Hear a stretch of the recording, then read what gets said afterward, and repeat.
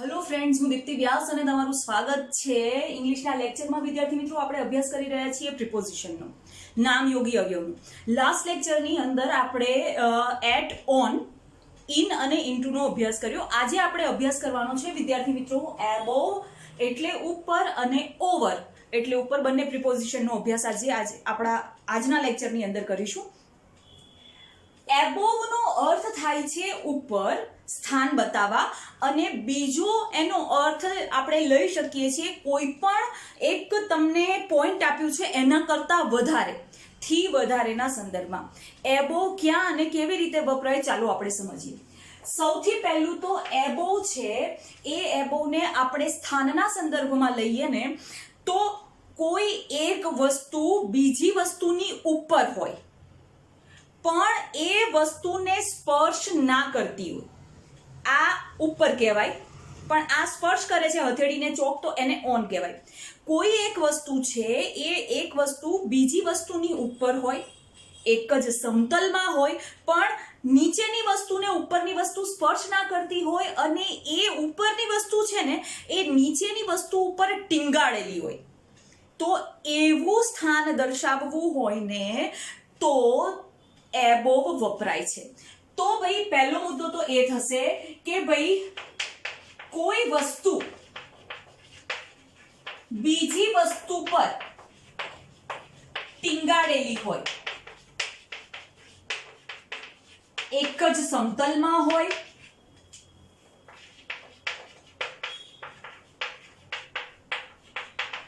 અને સ્પર્શ ન કરતી હોય, સ્પર્શ ન કરતી હોય.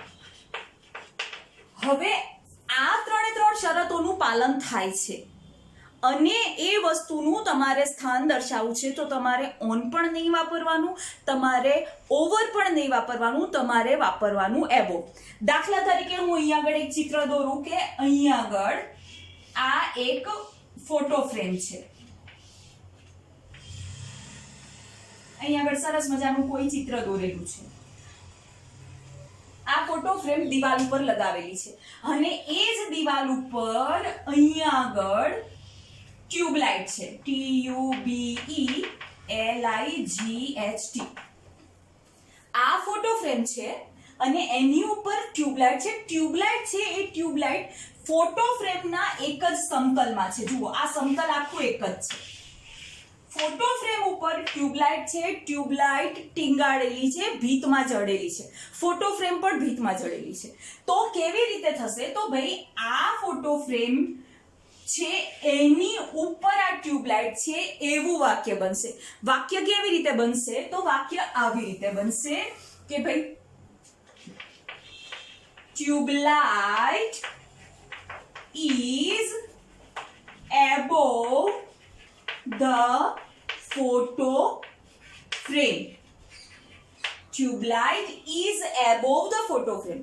શરતો કઈ કઈ તમારે પાલન થવી જોઈએ? તો સૌથી પહેલું કે કોઈ વસ્તુ છે એ બીજી વસ્તુ પર ટીંગાડેલી હોવી જોઈએ, બંને વસ્તુ એક જ સમતલમાં હોવી જોઈએ, અને ત્રીજું એ બંને વસ્તુઓ છે એ બંને વસ્તુ એકબીજાને સ્પર્શ ના કરતી હોય ને તો તમારે એબોવ મૂકવાનું.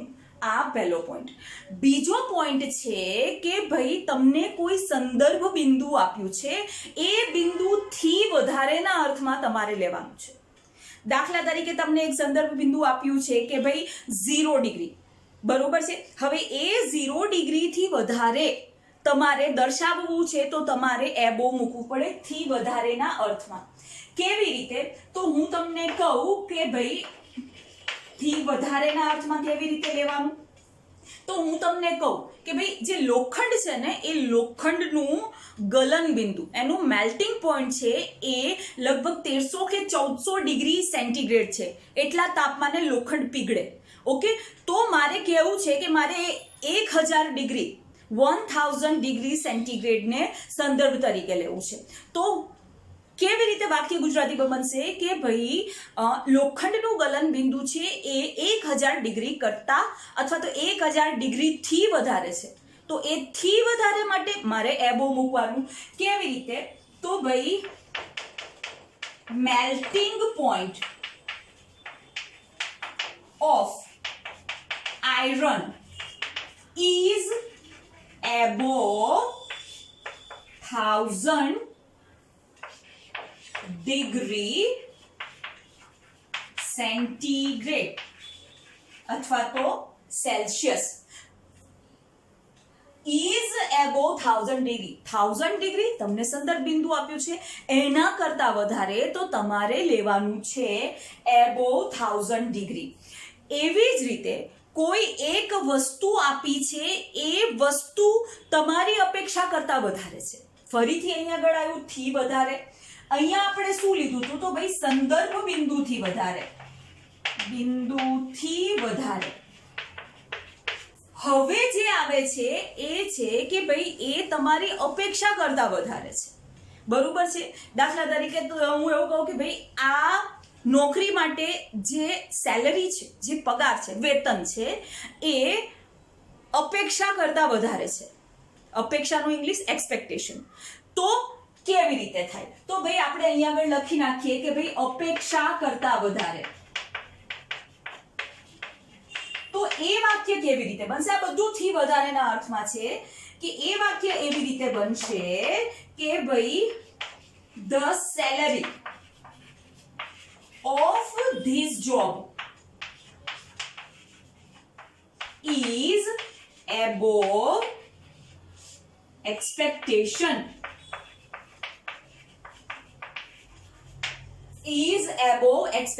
મારી અપેક્ષા કરતા વધારે છે એક આ રીતે થાય એવી જ રીતે કોઈ એક વસ્તુની તમને સરાસરી આપી હોય સરાસરી એટલે એવરેજ એ એવરેજ થી વધારે તમારે કહેવું છે તો તમારે એબો વાપરવાનું દાખલા તરીકે હું કહું કે ભાઈ આ અહીંના મકાનોનો ભાવ એ એવરેજ થી વધારે છે સરાસરી કરતા વધારે છે બરોબર તો એ વાક્ય કેવી રીતે લખાય તો એ વાક્ય આવી રીતે જશે કે ભાઈ the selling price of houses here are above average ABERAGE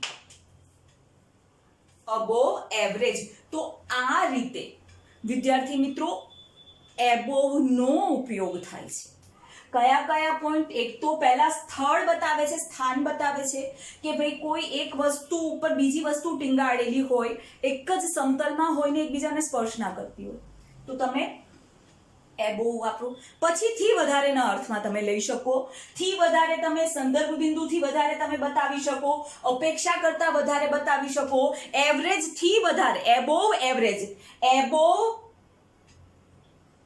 1000 degree above expectation એવી જ રીતે તમે ઉંમરને પણ બતાવી શકો above age his age is above 60 years તેની ઉંમર 60 થી વધારે 60 વર્ષથી વધારે છે તો એ ઉંમરના સંદર્ભમાંથી તમે ઓવર 60 years ના વાપરી શકો એ બીજા સંદર્ભમાં જ્યારે ઓવર શીખવાડીશ ત્યારે થશે ઉંમરના સંદર્ભમાં જ્યારે તમે લો છો ત્યારે તમારે above 60 years, above 15 years, above 18 years એ સંદર્ભમાં તમારે લેવાનું હોય છે તો વિદ્યાર્થી મિત્રો આ થઈ ગયું above પ્રિપોઝિશન હવે આપણે ભણીએ ઓવર વિદ્યાર્થી મિત્રો above પછી હવેથી આપણે પ્રિપોઝિશન ભણવાનું છે પ્રિપોઝિશન છે ઓવર ઓકે ઓવર છે એ ઓવર સ્થાનના સંદર્ભમાં વાપરી શકાય સંખ્યાના સંદર્ભમાં જ્યારે થી વધારે સંખ્યા છે એ સંદર્ભમાં લેવું હોય ત્યારે ઓવર વાપરી શકાય કોઈ વસ્તુને ઢાંકવી છે તો એમાં પણ ઓવર પ્રિપોઝિશન તરીકે વપરાય ને એ સિવાય પૂર્વક તરીકે ઓવરને આપણે વાપરી શકીએ છીએ પહેલું આપણે જોઈએ કે સ્થાનના સંદર્ભમાં તમારે ઓવર વાપરવું છે હવે ઓવર છે એ ઓવર સ્થાનના સંદર્ભમાં ઓવર એટલે ઉપર સ્થાનના સંદર્ભમાં ક્યારે વપરાય ત્યારે વપરાય જ્યારે કોઈ એક વસ્તુ ઉપર બીજી વસ્તુ છે બીજી વસ્તુ ગતિમાન અવસ્થામાં છે આ એક વસ્તુ છે, એની ઉપર બીજી વસ્તુ છે, પણ એ બીજી વસ્તુ છે એ ગતિમાન અવસ્થામાં છે, તો એ ગતિમાન અવસ્થામાં ઉપર છે એ દર્શાવવા માટે ઓવર વપરાય. ઉદાહરણ તમને કહું કે ભાઈ પ્લેન છે એ શહેર ઉપર ઉડી રહ્યું છે. હવે ઉડી રહ્યું છે એ ગતિ દર્શાવે છે અને શહેર ઉપર, તો અહીંયા આગળ એ ઉપર માટે ઓવર વપરાય. કેવી રીતે? તો ભાઈ plane is flying over the city. અહીંયા આગળ આ ઓવર ફ્લાઇંગ છે એ ગતિ દર્શાવે છે. ઓવર ધ સિટી શહેર ઉપર કોઈ વસ્તુ છે એ ગતિમાન અવસ્થામાં છે, તો એના માટે ઓવર વપરાય. એવી જ રીતે તમારે થી વધારે ના સંદર્ભમાં તમને કોઈ સંખ્યા આપી છે, એ સંખ્યા થી વધારે તમારે બતાવવું છે, તો એના માટે પણ ઓવર વપરાય. કેવી રીતે? તો ભાઈ પાર્ટીમાં 100 થી વધારે લોકો હાજર હતા. હવે 100 થી વધારે, તો એબોવ 1000 ના આવે, અહીં આગળ તમારે ઓવર 1000 લેવાના. તો કેવી રીતે? ઓવર 100 થી વધારે 100, not 1000. Over 100 people were present in the party. અહીંયા આગળ ઓવર એ આ સંખ્યા જે આપી છે, જે નંબર આપ્યો છે, એનાથી વધારે ના સંદર્ભમાં તમારે ઓવર લેવાનું. એવી જ રીતે કોઈ પણ વસ્તુને ઢાંકવાના અર્થમાં તમારે ઓવર લેવાનું. ઢાંકો, કવર કરો. બરોબર છે? કેવી રીતે? તો ભાઈ એક વાક્ય હું બોલું કે તમારા મોઢાને ઢાંકો, કવર કરો જ્યારે તમને છીંક આવે. ઓકે, તો હવે એ ઢાંકવું છે ને, કોને ઢાંકવું છે? તો મોઢાને ઢાંકવું છે, તો ઓવર યોર માઉથ. ઓકે, વાક્ય કેવી રીતે બનશે કે ભાઈ put your hands over your mouth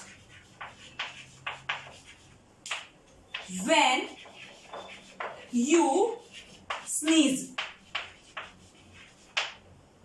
over ઢાંકો, મોઢાને ઢાંકો. તમારો હાથ મોઢા પર ઢાંકો જ્યારે તમને છીંક આવે. તો આ વસ્તુ થઈ ગઈ ઢાંકવાના અર્થમાં. એવી જ રીતે પૂર્વગ તરીકે તમે ઓવરને વાપરી શકો. ભાઈ પૂર્વગ કોને કહેવાય? તો પૂર્વગ છે એ નામ કે સંજ્ઞા અથવા વિશેષણની આગળ વપરાતો શબ્દ, જે એ નામ, સંજ્ઞા અથવા વિશેષણના અર્થમાં વધારો કરે. દાખલા તરીકે હું કહું કે તમે બહુ વધુ પડતું વિચારી રહ્યા છો, તો કેવી રીતે બોલીશ? હવે વિચારી રહ્યા છો, થિંકિંગ, એ ક્રિયાપદ થઈ ગઈ. બરોબર? થિંક એટલે વિચારવું. એની આગળ હું ઓવર લગાવી દઉં છું, તો એ વધુ પડતું થઈ ગયું. તો કેવી રીતે થશે? ઓવર થિંકિંગ, વધુ પડતું વિચારવું. ઓવર થિંક, વધુ પડતું વિચારવું. તેનું વજન વધુ છે, અથવા તો તે વધુ વજન ધરાવે છે. હી ઇઝ ઓવર વેટ, વધુ વજન ધરાવે છે. WIGHT, overweight. એવી જ રીતે હું કહું કે ભાઈ વધુ પડતું અનુમાનિત છે. બરોબર છે? તો એ કેવી રીતે આવશે? ઓવર એક્સપેક્ટ અથવા તો એક્સપેક્ટેડ. અને એક બીજો વર્ડ છે ઓવર ધ યર્સ. શું વર્ડ છે? Over the years. એનો અર્થ થાય છે વર્ષો દરમિયાન. ઓવર ધ યર્સ એટલે વર્ષો દરમિયાન. હવે એની વાક્ય રચના કેવી રીતે બને? તો over the years this city is developed much મોર. વર્ષો દરમિયાન આ શહેરનો ઘણો બધો વિકાસ થયો છે. તો ઓવર ધ યર્સ, ઓવર છે એ પૂર્વક તરીકે, બીજા ઘણા બધા પૂર્વક છે, આ સમજૂતી માટે છે. તો આવી રીતે ઓવર પ્રિપોઝિશન તરીકે ઘણી બધી રીતે વપરાય છે. હવે પછીના લેક્ચરમાં આપણે અંડર અને બિલો, જેનો અર્થ થાય છે નીચે, એ પ્રિપોઝિશન ભણીશું. અહીં આગળ આ લેક્ચર પૂરો થાય છે. સો take care, B happy and good bye.